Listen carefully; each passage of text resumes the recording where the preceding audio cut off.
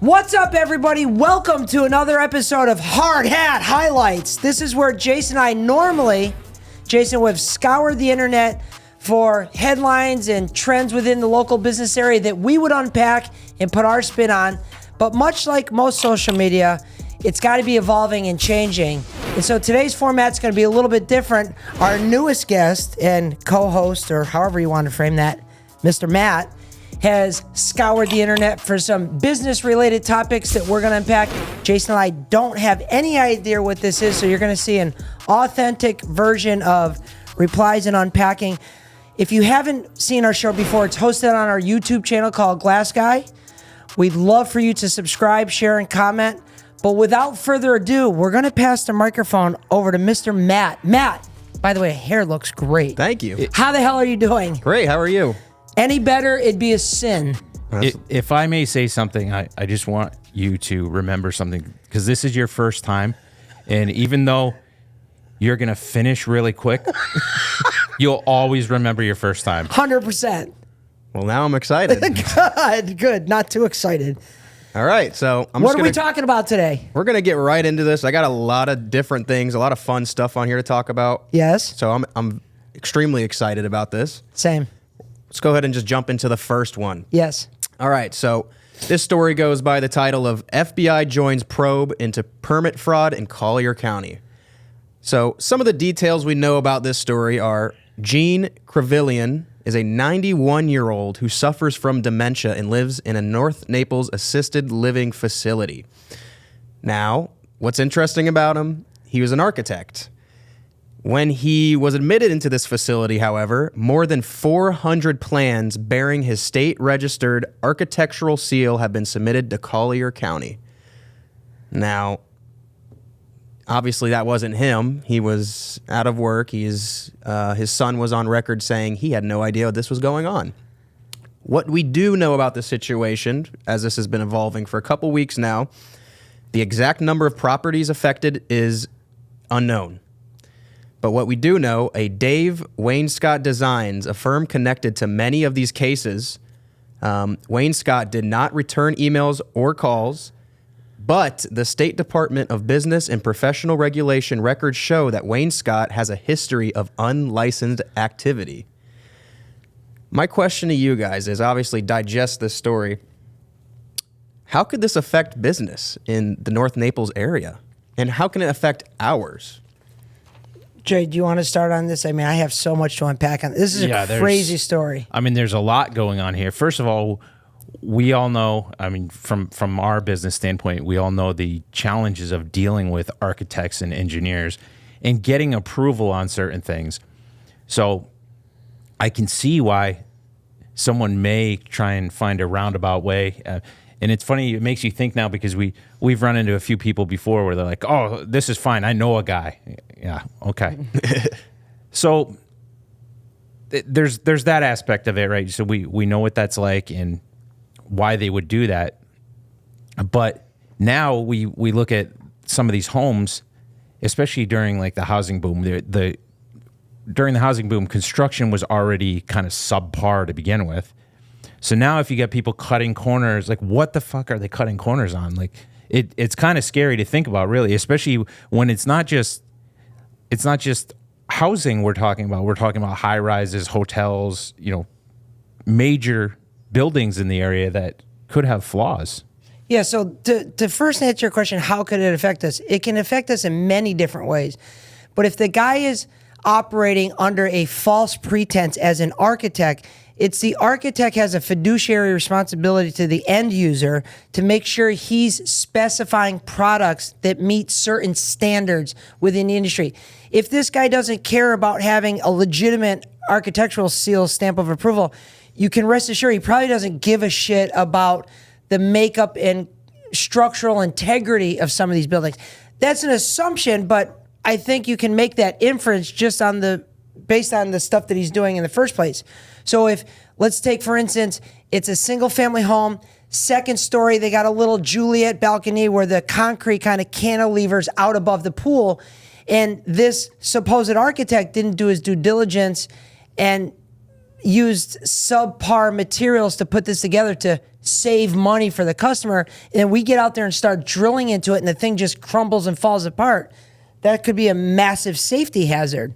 So I think there's a laundry list of things on here that could affect our business. In particular, if this architect starts speccing glass railings on major projects that don't meet the stringent requirements that you've kind of recently learned with like NOA standards or Miami-Dade product approvals, and he starts speccing that, other glass companies start giving linear foot prices to the builders, and they start, the unintended consequences, they start setting a different price point for these glass railings when that's not the correct one. So now when we give a price like, holy shit, your guys' pricing is way out of fucking line.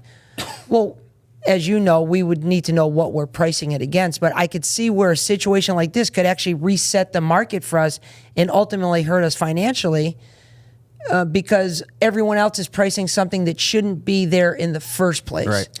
Furthermore, I think aside from just us, the building industry as a whole is going to suffer because all business relationships are built on what? Trust. Exactly. So now we've betrayed the trust of homeowners and well, I saw consumers. you start off by saying the FBI is involved. This is a big time issue. Huge. I mean, this guy's going to get his ass pinned to the wall. Great point, because I wanted to shoot this back to you guys. For a lot of people out there that might not understand what an architectural seal is, would you like to explain the power that comes behind an architectural seal? It is, in my opinion, and I'm sure we'll have people that'll comment on this, that an architect has the education, the resources, and know-how to construct these structures, whether it's a single-family house, multifamily, or high-rise. And they have to go through a whole stringent criteria of testing, schooling, to end up basically being certified to be able to get this stamp of approval. And so once they design a project and do all the minutia and details within it, the last thing they'll do is almost like a notary. The architect will stamp it and say, now this is available to go out to bid and it can be used to submit to the county. And so it's kind of a big deal. Safe to say it's a big deal. It's a real big deal. Right. Yeah. Furthermore, I believe between the architect and the engineer, they're able to supersede any of the supposed requirements on certain things. Yeah, because the people, and again, we're not 100% on this, but the people within the county, bureaucrats, if you will, a lot of times are just kind of rubber stamping things because they don't take in any responsibility. It says it, like the county is not held responsible, but yet they can approve or disapprove certain things.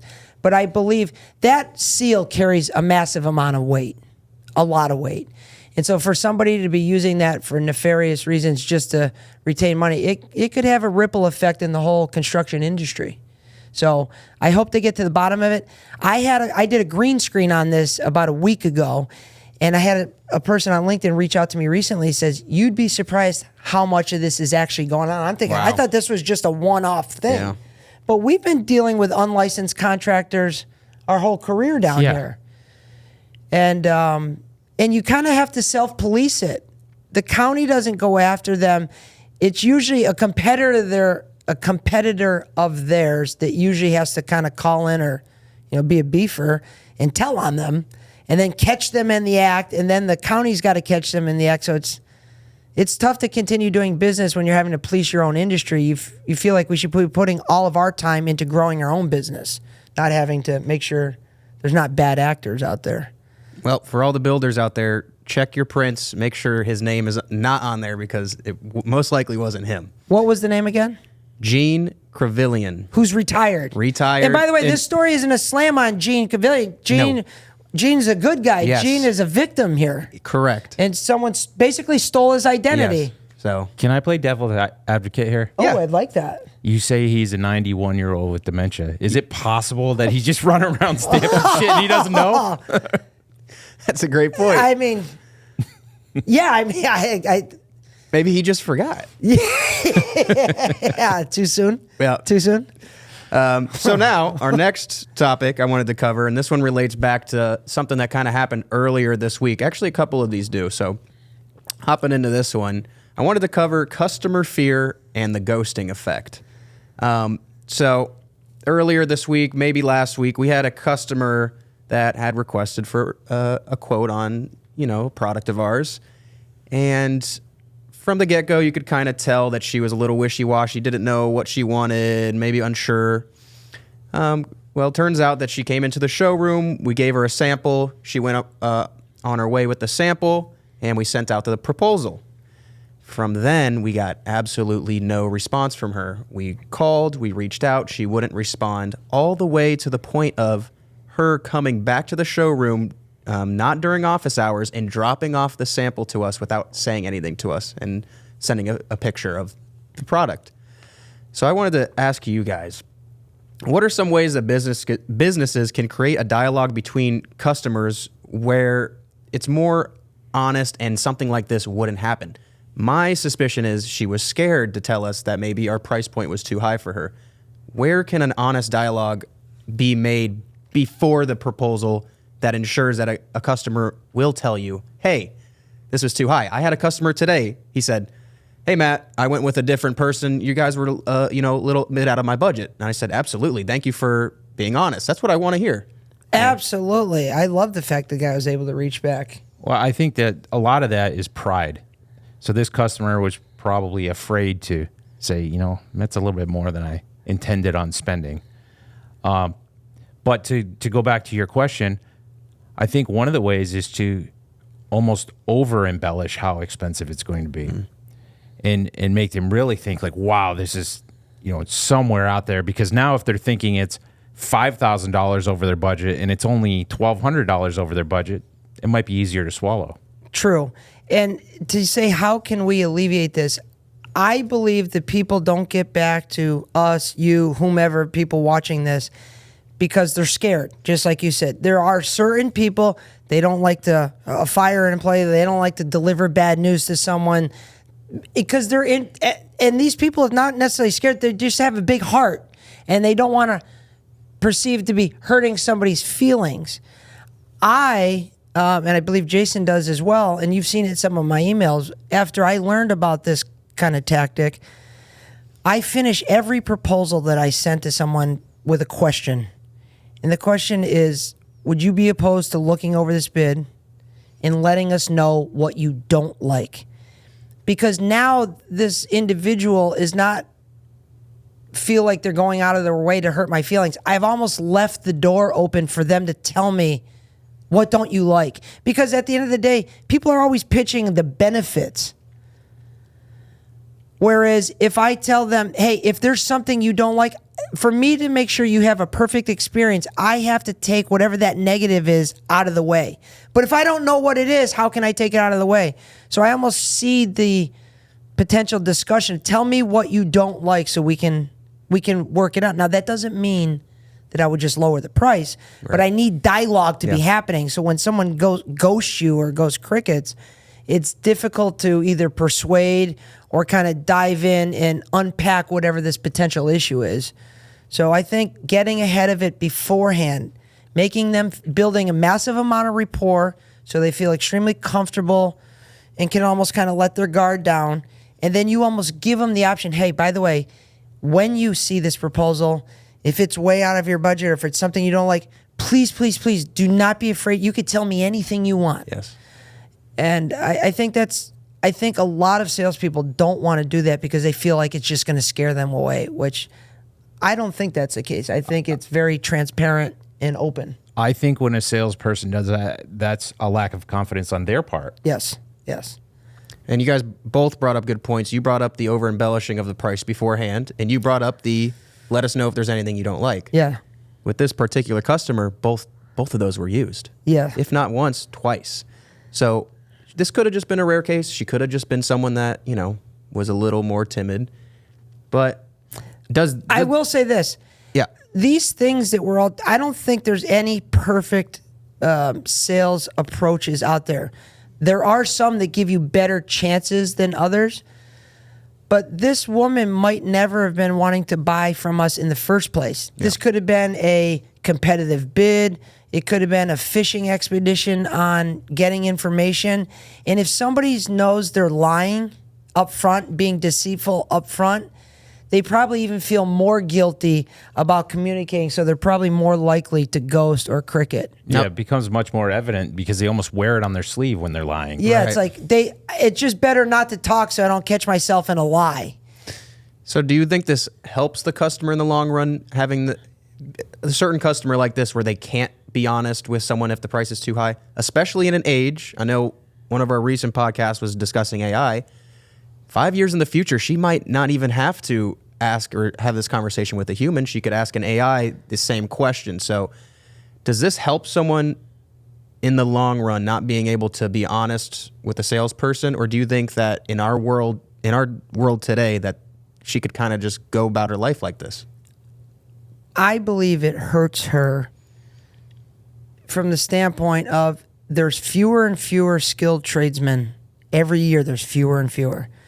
So if she plans on doing, she's an interior designer, if she plans on doing projects in the future, it's likely that we're going to cross paths again. Right. And I don't know about you, but I kind of remember these things.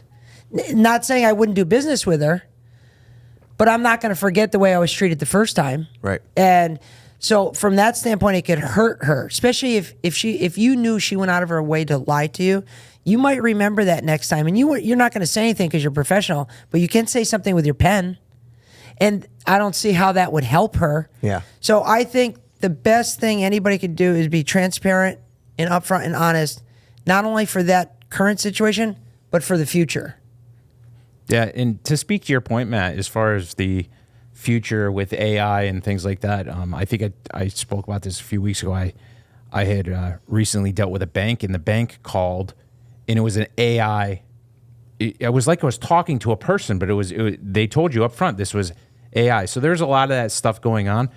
But I think also as humans, sometimes people like to hide behind the computer or whatever it is because it's easier. They don't have to deal with speaking with someone, maybe disappointing someone because they're like, I'm just gonna ignore this or whatever. They don't have to put themselves out there and become vulnerable. Wow. Okay. Yeah. Good topic, by the way. Two really good topics. Well, this topic brings us into our next one perfectly. Let's go. So I also, with going about this newer format, I wanted to incorporate one story that had a little bit more to do with psychology. So get ready. Okay. Should I put my feet up? Negotiating for what we want. And this goes back to a lot of psychology and anthropology, the study of humans. And this topic covers reciprocity, which we talk about a lot. Now, a very, very smart doctor, PhD in psychology that I did not get the name of, now that I'm thinking of it, that's why I want to, the importance of how smart he is. He basically said that there's 3 types of reciprocity. And I'm going to go over these 3 types. I'm going to describe what they look like. And then I'm going to ask you guys, which one do we see the most often? And which one do you think which one is the best for business? So the first type is generalized reciprocity. This is the type where you're not keeping track. You might take your neighbor's trash up to up from the road for them, or walk their dogs while they're gone. And in return, they might water your lawn or do something while you're gone. But you're not tallying. You're not keeping track. You're not going, hey, Mrs. Johnson, I took your trash up last week. Walk my dog for me. This is like when you go to a restaurant and you open the door for the husband and wife, and then there's another door, and the husband automatically opens that door for you. But it's not. You're not counting. No. And this is going to be more common type, between intimate members in one's life. So neighbors, family, you're not keeping track. The second is balanced. Now it's very similar to generalized. Having your neighbors over for dinner because they had you over last time. So you're going tit for tat. They had us over for dinner. We will now invite them over for dinner, and we're keeping track of this because, you might want to keep track of stuff like that. Or when you carpool your friends' kids because last week their parents, carpooled your kid. So this is more of a balance.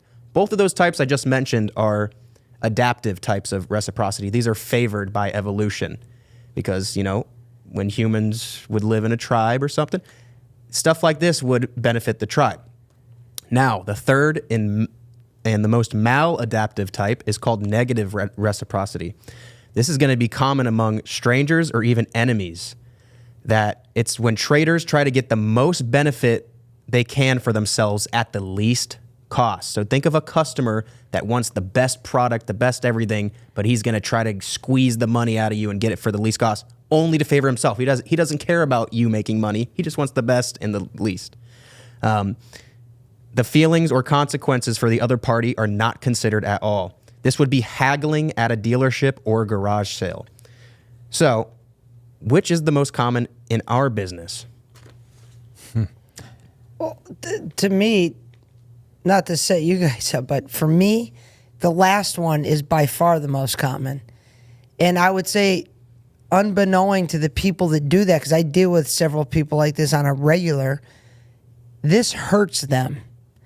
Because I believe the human being, when when someone's trying to squeeze every ounce of blood out of the rock when you're dealing with them on the phone. It's like, geez, this guy, wanted the highest quality, wants me to install it tomorrow, and wants that the cheapest. Like, he wants the whole world and doesn't care about our business.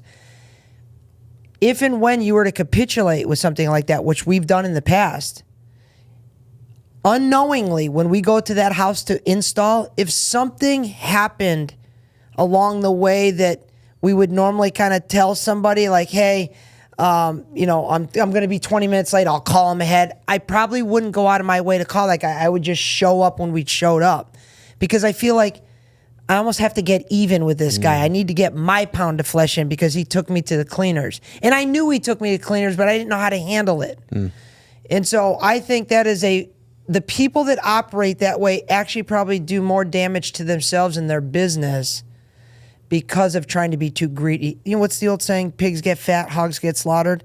When you really try and squeeze everything out, it usually ends up biting you in the ass one way or another. It might not be the money. Remember, price is only one term.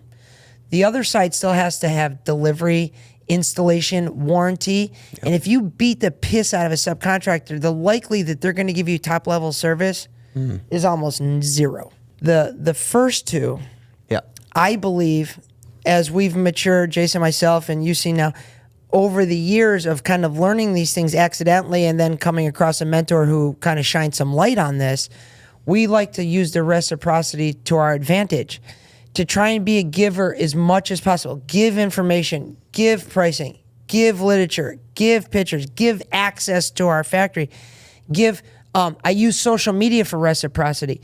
If I can go promote someone else's business that we're not doing business yet, but I want to, just the sheer act of giving the social media light on their business without asking anything in return almost triggers that reciprocity, because they're like, well, shit, we're going to buy glass anyway. No other glass companies are promoting our business. Why wouldn't we use this company? Absolutely. So I like to use the general reciprocity as much as possible. It's very powerful. Yeah. So the train's back on track here. Okay, good job. In addition to kind of that revenge, right? Another part of this negative reciprocity is kind of, I think it's held within for a little bit. And what I mean by that is, I think you and I have both learned over the years that the people that really beat you up on the price, there's a certain point where no matter how sales are going or anything like that, where you just kind of want to back away from it, because every time that you give the person the discount, that person becomes the biggest problem. Every time. Every time. It's Murphy's Law. Yep. Almost every time. But too many people that haven't gone through these experiences don't know how to identify that person quick enough. And then even more importantly, how to how to handle that situation. What you don't want to do is when you identify somebody's asking for the world for $0, is you don't want to be combative. You want to kind of give the illusion of control. We like to use the how question. If somebody said, I want the best quality, I want it next week, and I want the cheaper price, it would be like, and they know what they're doing. Yes. So we would say something to the effect of, how are we supposed to do that? and put the question back on them. And 3/4 of those people or more go, I knew you couldn't, but I'd be remiss if I didn't ask. So some people use that as a sales tactic. And if you don't burn the relationship by saying, well, hey, if you don't like this price, fucking go somewhere else. Yeah. You still keep the ball moving forward, but by saying, how am I supposed to do that?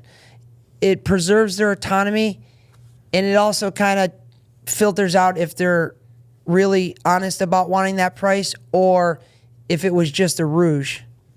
And because if they are honest about the price, then you can say, you know, unfortunately, our company just doesn't do business that way, and we're not able to afford that. Yeah. Or we cannot do that. Yeah, and I would say what the close second here is the balanced reciprocity. I mean, you see it all throughout business. Yep. You know, why do people take clients out and entertain them? Because they want that reciprocity, right? Why do we do certain things where we may go above and beyond for a builder so that they come back and give us something else?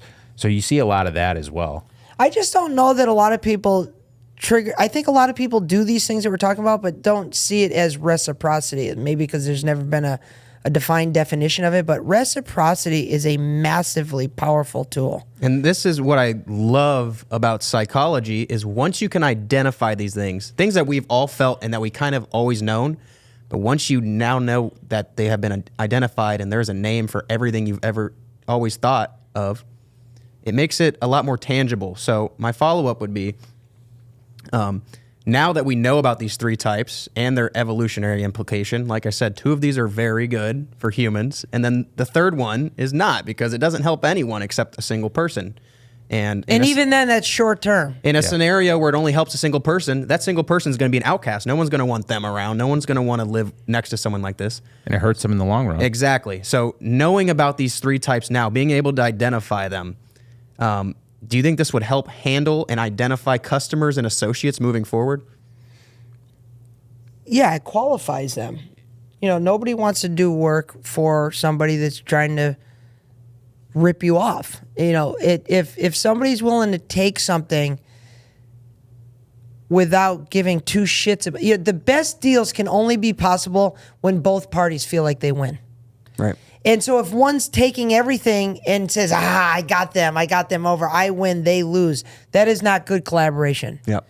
And now don't forget, you still have to install. We still have to put the order in. Well, if I got 25 other orders, you know which order's not going in first. Right. It's going last. So Yep. Yeah. the people that do that, they think they're winning in the short term, but we've seen this. One of our biggest jobs ever, I learned this.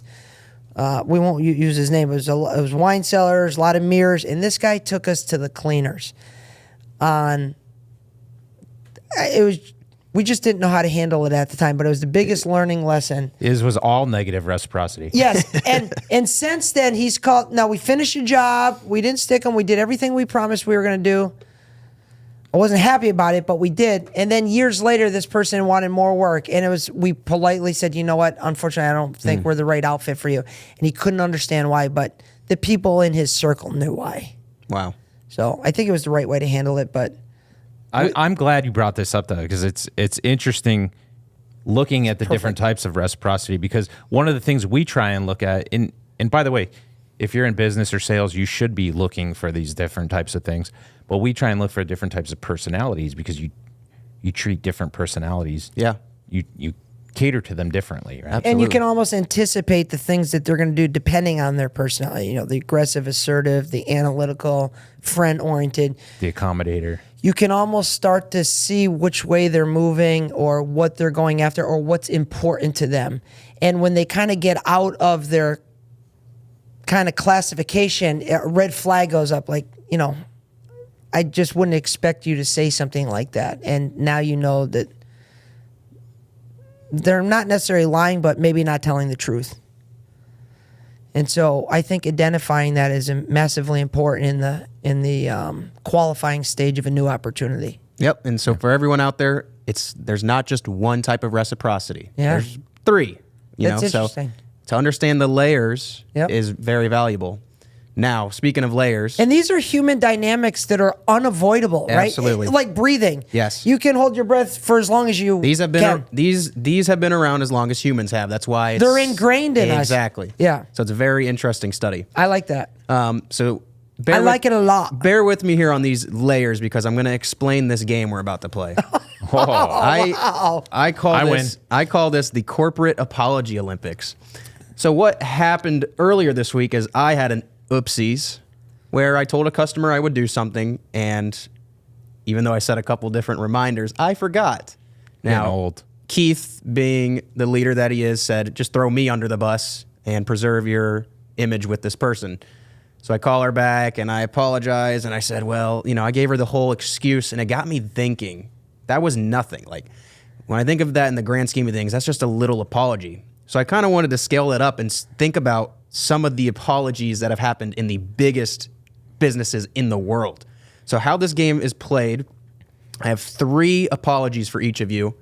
I'm going to name what happened, then I'm going to give it to you. You're going to first, you can guess what business this happened to, but you're going to put yourself in the shoes of the CEO and how would you apologize? Then after you give your answer, I'm going to tell you what the actual apology was. Oh. Now, when we get to the end of all 3, you decide gold, silver, bronze for the worst apologies. Okay. So I like it. Whoever wants to go first. I didn't make these. I'll go first. Okay. All right. In 2017, a passenger was dragged off a flight because the airline had overbooked, which they do, and it's not the passenger's fault ever. And the footage went viral. So here's a man getting dragged off a flight because the airline messed up and overbooked the flight. He was supposed to be in that seat, but they pulled him off. First, do you know what airline this was? And if you were the CEO, how would your apology look like? Well, obviously, is there any more context to did this person starts kicking and screaming and just says, I'm not going? They physically had to pull the guy off the plane? From what I'm understanding is a passenger was supposed to be on the flight. He gave him the boarding ticket and got on the flight, so they must have let him on. And then they said, oh, it's overbooked, and tried to take him off to give his seat to someone else. And as any man, I think I would sit there and go, no, you let me onto this flight. That person that's out there can wait, right? Take someone else. Why would we switch? That just seems like the least convenient option for literally everyone in this situation. Yeah, I'm already here. So this guy was like, no. So they dragged his ass off the flight. Sounds like you think someone's more important than me. Right. Well, I mean, that would be a good way. So how would I apologize if I'm the CEO? Yes.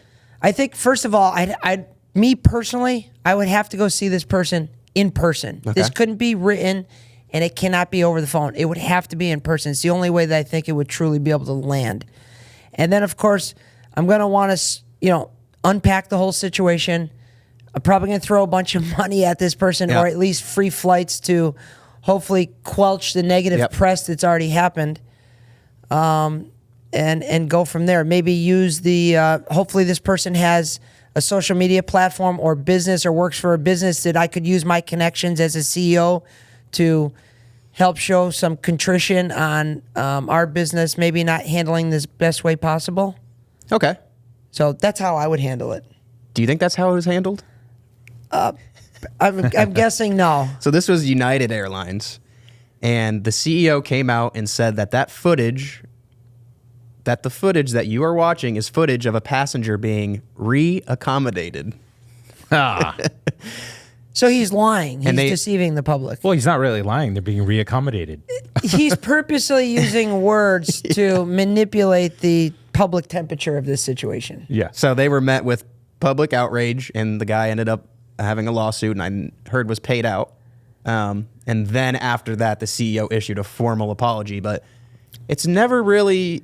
It's always an afterthought. The first apology, I feel like you only should ever apologize once, and that should be the best one.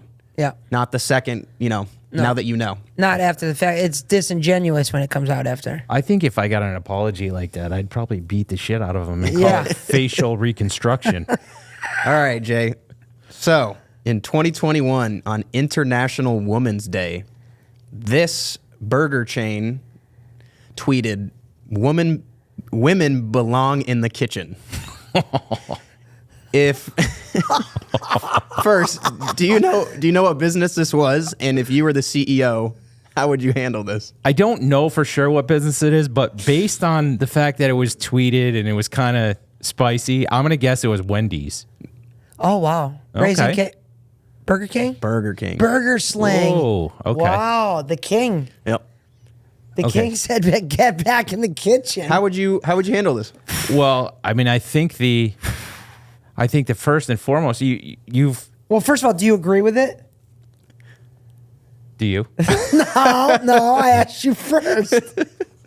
I believe that everyone has a place in the kitchen. Great answer. But the first part of it is it's not just a single victim here. It's an 50%. entire gender. Yeah. Yes, 50%. It's an entire gender. Yeah. So how do you really come back and appease that entire, part of the population? So I think the first thing, though, is you have to make strides to show that this wasn't you. So whoever was in charge, first of all, needs to be either fired or reprimanded for this. Secondly, I think I would invite several different women leaders to meet and maybe put together some sort of a council as to how we can be better towards women. Do you think that's what they did, though? Absolutely. So, the CEO of Burger King claimed it was meant to highlight gender inequality in the restaurant industry. That's not a good one. That's so out of left. Like, I don't even know what that means. And you know what? If you're gonna have the square balls to say something like this publicly through social media, like, own it. Yeah. If you're gonna say something like that, say I that's the way I feel. Like, stand for something or fall for anything. Like, I don't even know how you apologize for something like that. Like, saying I'm sorry, we said that, we didn't mean to do it, hurts feelings, is insulting to me. Like, you typed it out, you thought it, and you typed it out, Yeah. and you hit send. Fucking own it. Yeah, and I'm sure you Own sat it. there. I'm sure you sat there for probably 10, 15 minutes like, should I or shouldn't Yeah. I? And is it done for publicity? Well, We're talking about it. you're absolutely right. Okay, so maybe you know how to handle this next one. Oh, good. I like this game. In 2022, a clothing brand released an ad campaign featuring children holding teddy bears in bondage gear. I'm sure you know which one this was. This was a big deal when it happened. I don't know which one this was. Was it Balenciaga? Yes. Yeah. How would you handle this? These type of fashion brands that do stuff like this, how would I handle the apology? Yes. That's tough to say, because if I was in that organization, I would never be involved in something. But if I was the CEO of that, I have no idea how I would apologize for something, because I couldn't fathom saying something like that in the first place, Well, or allowing something like that to happen. right. I think that's what we were all thinking, is how did this even happen? Right.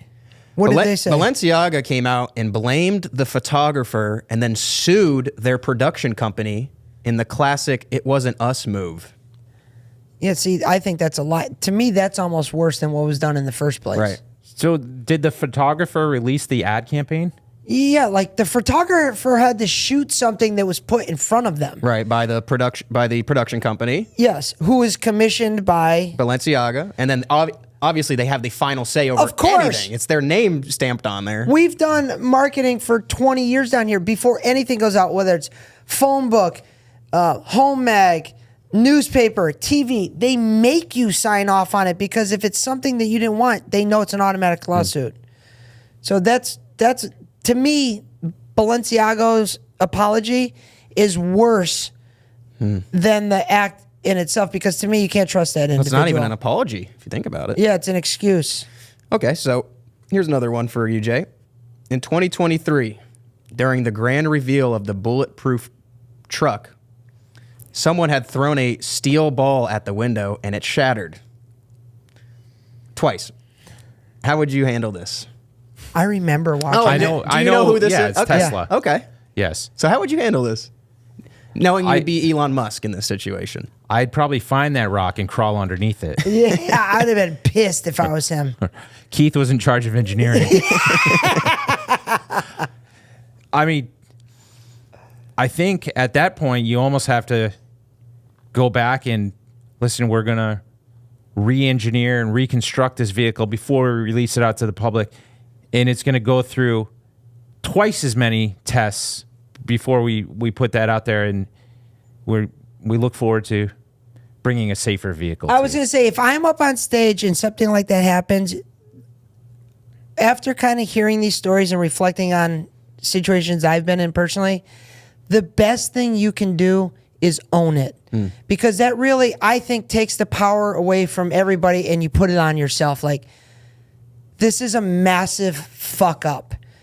And rest assured, before the end of this day, we're already going to be re-engineering this. And by the end of the week, maybe turn it into a whole marketing campaign where how we took the feedback and everything, went it back into the lab, redid it, and came back out. And I'm sure you could turn it into a positive. But I think the best course of action is to own it. Don't pass responsibility. Don't pass the blame. Take it on the chin and fix it. Well, Elon Musk laughed it off. Oh, yeah, go ahead. Well, I was going to say, I think I know how this apology goes. Yeah. He laughed it off at first and then later said it was because previous tests weakened the glass. Yeah. I mean, okay, so there's have they shown being in the another glass one? industry, there is some credibility to that, but that's not what the public wants to hear. Right. Yeah. But I will say, Elon did offer a larger apology further on because he's gone and decided to save taxpayers' money. All right, Keith, here's your last one. Okay, let's go. In 2017, the largest credit reporting agency had a data breach of 147 million people and didn't disclose this till 6 months later.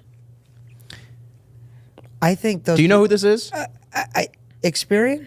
No. Equifax. Yeah. Equifax.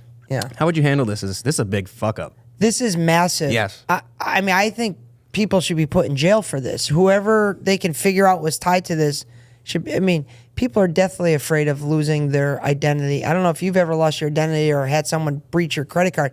It's a pain in the ass. Yeah. And I've never lost my identity. I can only imagine how bad that would be.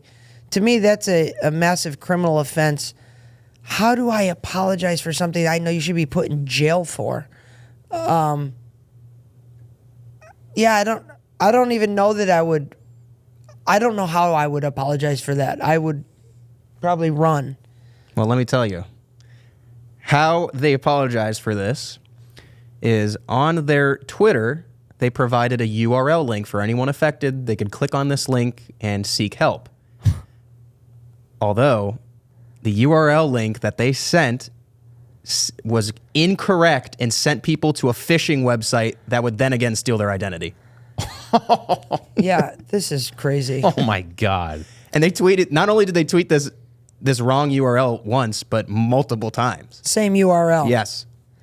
I think not only should they be held responsible for the damage to your credit and the damages of people, Exposing stealing your money from you, identity. Yeah. but they should be required to pay a penalty basically as much as got stolen from you. Yeah. They should pay back double. With all the power and levers that can be moved predicated on good credit and you trusting someone to have all your personal information that could literally turn your world upside down with probably a couple clicks of the button. If anybody has that much power, they should be held to a different standard. And those individuals responsible for that should never see anybody's personal information again. And in my opinion, they should never see the light of day again. That carries with people for decades. Yep. That could set you back forever, depending on your financial situation. Absolutely. Or capacity to even fix it. Yeah, to me, that's the worst of these. Hey, they offered 90 days of credit monitoring. All right, Jay, here's your last one and another one of the biggest fuck up. Wow, I didn't get the date on here. Well, we all know this happened. The Deepwater Horizon oil spill. Oh, yeah. If you know this company, Good for you. That's a good history lesson. Exxon? BP. BP. BP. British Petroleum. Became one of the worst environmental disasters in history, spilling 134 million gallons of oil in the Gulf of Mexico, absolutely destroying the ecosystems for generations and killing 11 workers. How would you apologize? Just a clarification. At the time, it was the Gulf of Mexico. It's no longer the Gulf of Mexico. That's right. That's right. How would I apologize? Yes. Ladies and gentlemen, I resign. Yeah, 100%. Have you seen the movie? What is it?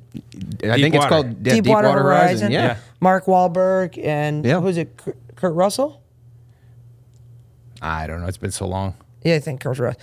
Great movie. That was a massive tragedy. Yeah. So you would just resign? There's no apology you can give for something like that. Like that is, like, how do you come back from that? I'll tell you. The CEO downplayed the disaster and was quoted as saying, "I just want my life back." For all the stress and all the inconvenience this caused for him, he just said, "I just want my life back." Oh, I your bet life those back 11 guys want their lives back Yeah, too. yeah. Exactly. You want your life back being a billionaire, not having to give a shit about the repercussions from the mistake of your company. Heavy is the head that wears the crown. If you're going to be the president and CEO of a company like that, you're being paid a lot of money, which means you have a lot of responsibility. Right. And so to offer an apology saying, "I just want this guy's tone deaf. He's obviously looking through different prism than the rest of us and also should be arrested." So let's give out our awards. Keith, starting with you. Who gets, out of your three, who gets the gold? I'm sorry, who gets the bronze?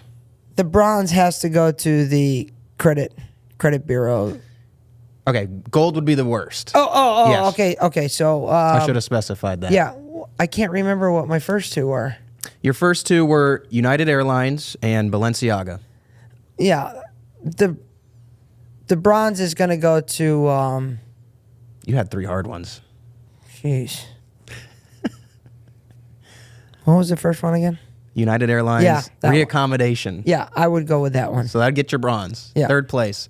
Second place would have to go to Balenciaga. Yeah. And first would have to go to Equifax. Yeah, I want the death penalty. Jay? So Especially if it's malicious. By the way, if it was malicious after further review, electric chair. Execute it all. Yes. gold is the worst, correct? Gold is the worst. Okay. So my bronze would have to go to Tesla. Okay, that's fair. My silver, and I'm probably going to get some hate for this, but my silver would have to go to Burger King. Yeah. No, that's a... I will No defend hate. that into because I think there's a segment of the population that want to be stay at home and want to be in the kitchen, take care of their man. Not only that, there's nothing wrong with that, by the way. forget about all of that. Like, the world needs humor, right? Like, what if nothing is funny? Like, how do we enjoy ourselves? Yeah. So I'm you think sorry. that could have been done? It was done intentionally. Of course it was. Women belong in the kitchen. Of course it was. And then, of course, gold is Exxon because I just don't know how you recover from that. It has to. Yeah, that affects so many other people, like physically, not just mentally It joking affects around. future generations. Yeah, and all the wildlife and everything along with that. Absolutely. Well, that concludes this year's Apology Olympics. I love that. Great segment. Yeah, our next topic and our last topic is going to cover some current news. Okay. Without trying to get too political, we're just going to discuss the impact on us. So obviously, unless you live under a rock, everyone's seen the tariffs. Mm-hmm. Everyone's seen what it's doing right now with the economy. However you feel about it. I have a couple questions for you guys. First, how should the average person navigate a time of volatility like this? How should the average person navigate the volatility of the tariffs? And this doesn't have to be a deep answer. Just I'm always the one of playing it safe and conservative. So Yeah. I think individuals in times of uncertainty shouldn't be buying stupid shit, shouldn't be over leveraging themselves, should be a world-class saver, as my friend Jerry Hammer would say, a world-class saver. And because a lot of times, in times of recession or downturns in the market that might be happening right now, breed new opportunities. And so if you're prepared for those, you can actually take advantage. We had a rich customer a long time tell us recessions are just garage sale for the rich. Right. So the everyday person, save up. Don't consume and buy all this cheap bullshit and have 20 packages of Amazon showing up every day on stuff you don't need. And be patient. Keep working hard, saving, and Jay? I agree wholeheartedly with that. I mean, if you're uncertain of the future, think about this. If you know there's an impending famine, are you going to eat 3 huge meals a day? Yeah. Why? That's common sense. Yeah. Yeah.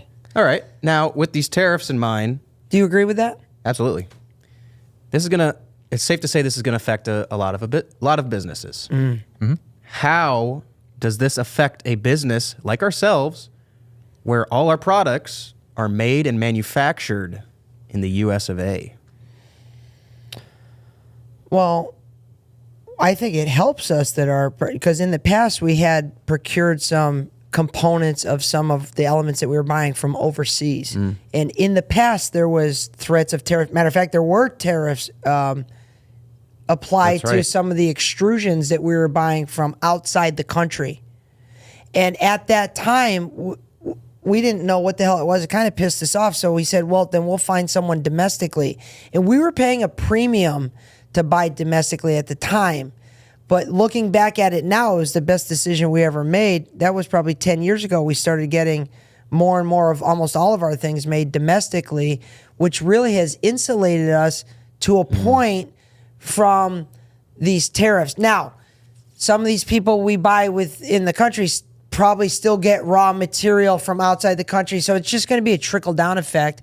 And at the end of the day, it affects us, but it really affects the consumer the most because we're just going to pass those costs on because we have overhead margins that we need to continue to carry so we can keep paying everybody and then reinvesting in the business. I don't know. I agree in the short term, it's going to be tough. Obviously, the design behind this is to bring more manufacturing to the United States. What I will like to add, though, there are certain materials that will be exempt from these tariffs, such as glass, for example. Wow. Because there's just not enough areas in the world there's not enough glass in the world to have it in one area, right? So it has to come from different countries. So there are certain things that people don't realize that are exempt from this. But to Keith's point, it will create a little bit of economic turmoil. Prices may go up for a little bit. But in the long run, it's going to help, A, with the economic state of the country, and B, logistically, if you're purchasing things, I mean, we see it now because, as Keith said, we used to bring in materials from China, and it takes, 6 weeks to get them, whereas here in the States, you can get something in 3 weeks. So there are advantages to that as well. And if we had a choice to buy from China or ourselves here in this country, it's a no-brainer. We'd buy from here. Right. Some businesses are forced, for whatever reason, to find cheaper or valued engineered options that might come from outside the U.S.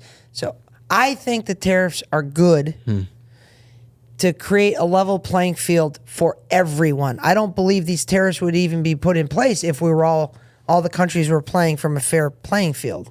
By the way, and not to get too off the subject here, but the tariffs in the end, yes, they're designed to make things more fair. But in the end, if we can balance our budget, that's going to help us. Who the hell wants to pay taxes? I don't want to pay taxes. Well, if we can get that revenue through tariffs, why not? Is that on the table? It sure is. So, with this in mind, is there sort of a hidden sales pitch somewhere in these tariffs that would go along the lines of, while other companies are raising our prices, this is solely for us. Sure.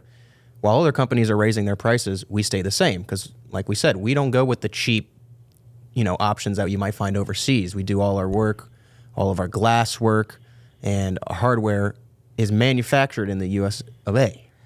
So is there a hidden sales pitch in these times where we could say, hey, you might notice that competitor prices are going up. We might still be the most expensive, but we're staying the same because of this reason. Well, first of all, I want to commend you on even bringing that. It wasn't something that I even thought of, and I think it's going to be very clip-worthy. I think it's an awesome opportunity to let all of our customers, builders, architects know that we have not increased. I mean, I don't know how long you've been in the showroom now, 120 days.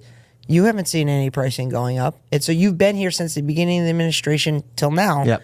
And we have not raised our prices one bit. So, yeah, there's definitely a sales pitch in there, especially if some of our competitors are screaming from the mountaintop, sorry, our prices are higher, it's the tariffs. There's other people that could be manipulating that situation to their advantage to use it as a crutch to defend them raising their prices, probably because they were too low in the first place, but I digress. We have not raised our prices. I think also for a certain part of the population, there's kind of a hidden sales pitch in there. There is a little bit of a nationalism to that. And, absolutely. And we've seen this before. You probably might be too young to remember this, but back in the 80s, Chevy was big on it. All their cars had USA 1 on the front license plate. Everything was like made in the USA, and it was this sense of national pride, and people wanted to buy products made in the USA. I don't think there's anything wrong with that. No, not at all. I'm a homer. I like to root for the home team. Well, so while our prices might stay the same, obviously this might be a double-edged sword. The wallets of our customers are not. So if the tariffs are negatively impacting them for the short term, our prices will stay the same, but they have a little less money to spend. So, but I think this is a great topic to cover, just in the fact that we do manufacture in the U.S. and we do take a lot of pride Not in only that. do we manufacture in the U.S., we manufacture right here in Southwest Florida, which I think we're the only glass manufacturer here. No, that's not true. But down here in Naples and Fort Myers, we're the only manufacturer of the glass, that's for sure.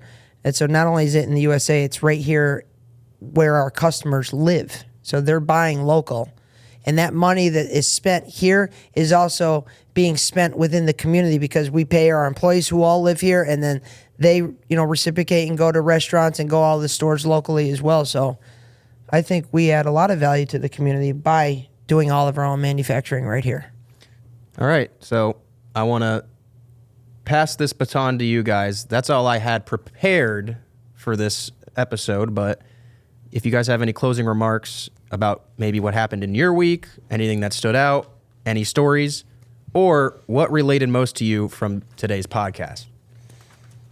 Go Well, ahead, Jay. Here, I'm going to put this down. I think I have to commend you because I think you did a tremendous job, especially for your first time. And it's not what I expected. It far exceeded what I thought. Did you were I gonna last long enough for my first time? Yeah, lasted a lot longer than me. I think you did, and I'm going to go out on a limb here and say that this is probably the first time you got a compliment on your first time. Yeah, absolutely. Yes. I think you killed it. And you set a bar for the standard moving forward. This has been real free-flowing and authentic. Jay Very and I organic. I like it. didn't know what was going on. It felt different. And it's kind of closer to the feeling I've been trying to chase. So I would say that you killed it. As far as things that have happened this week, for those of you that don't know here, this studio is in our North Naples showroom. So out in the front of the showroom, we have all the products and stuff that we offer. In the back, we have our podcast studio and a gym that all three of us work out every morning. We kind of game plan and go over the day, but we work out. But recently, young buck, very ambitious, just full of piss and vinegar, has instituted this extra credit that we've kind of been putting on throughout the day. And it's been infectious. We write it on the board, and Chris Voss has this saying, I love it, vision drives decision. We have a vision on this board of extra credit with our name on it, and we have to put these little dashes, and if we don't, We're seeing our counterparts put the dashes on, and it's almost like fuel. It holds each other accountable. Yes. If I should say, it's not even just a board; it's a mirror. So you have to look at yourself when you look at the extra credit every day. Seriously. So the guilt, you're watching the guilt set in if you don't do it, which is just enough to push you to want to do it, which I think everybody needs. You need a little push. So it's a real subliminal thing. So I encourage everybody, if you don't work out, definitely work out. Take care of your body. I think we're all seeing the results. Yeah, I feel it. Yeah. I feel good. I love working with both of you. I thought you did an awesome job today. Jay, anything happened in your week? Anything that related to you most? Got a nice pair of shoes there, Yeah. by the way. The fit is Yeah. matching. That's for when I run away from my CEO job. Yes, save some girls for the rest of us. I feel like this week has been a bit of a struggle in that we've stepped out of our element a little bit because we are going through a transition in our install team. So while we're going through that transition, we're a little shorthanded. So Keith and I and even you have gone out and helped, kind of get some of the stuff taken care of. So the week flew by because of that. Oh, yeah. But it's also been very hectic because of it. Just to add to that, the kind of blessing in disguise to that situation, showing up with the guys, helping out. I have received text messages from all of them independently, elated that we're willing to come out and work and help, which, by the way, I love to do. I'm an installer by nature. I only learned to be in sales and, as a business owner, but I like working with my hands. So showing up and having that camaraderie and sense of completion and purpose when we're out there, I love it. And it went over well with them too. So I think it was a blessing in disguise for us to spend some time with them. I think it's easier for someone like that to relate to you if they know that you know the struggles they go through. Yeah. Too many. Yeah. What's You're not the an saying? armchair quarterback. Yeah, Bill used to say it. I'll never ask an employee to do something I'm not willing to do. That said, there's nothing I'm not willing to do. And so it just puts your money where your mouth is. You go out there, you put your boots on, and you help out. Well, There's nothing you're not willing to do. Matt, kudos to you. Excellent show. We're going to sign off. This podcast is hosted on our YouTube channel, which we'd love for you to subscribe, comment, share. Stay tuned for next week because Jason will be bringing all the topics, and Matt has set a high bar. Yes, he has. So till then. See you then.